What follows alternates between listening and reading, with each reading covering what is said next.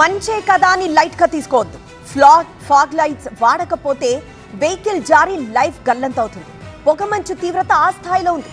ఏపీలో 6 జిల్లాలకు fog alerts జారీ అయ్యాయి.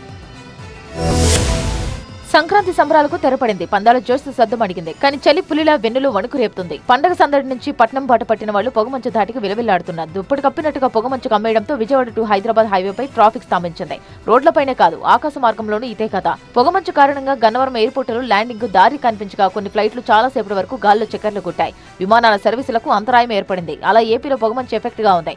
వాహనదారులు అప్రమత్తంగా ఉండాలని, అవసరమైతే ఫాగ్ లైట్లను వాడాలని సూచించారు వాతావరణ శాఖ అధికారులు. ఇవాళ 6 జిల్లాల్లో పొగమంచు తీవ్రత ఎక్కువగా ఉంటుంది అన్నారు. శ్రీకాకుళం, పార్వతీపురం, మన్యం, విజయనగరం, అల్లూరు జిల్లా, ఈస్ట్ గోదావరి, ఏలూరు జిల్లాల్లో పొగమంచు ప్రభావం ఎక్కువగా ఉంటుందన్నారు. ఇక పాడేరు ఏజెన్సీలో చలి పులిలా హడలెత్తిస్తోంది. కనీస ఉష్ణోగ్రతలు సింగిల్ డిజిట్ లో రికార్డ్ అవుతున్నాయి.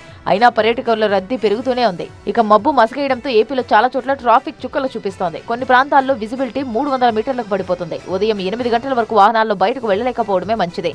ఒకవేళ వెళ్లక తప్పని పరిస్థితి ఉంటే తప్పనిసరిగా ఫాగ్ లైట్లను వాడుతూ తక్కువ స్పీడ్తో వెళ్లాలని సూచిస్తున్నారు అధికారులు.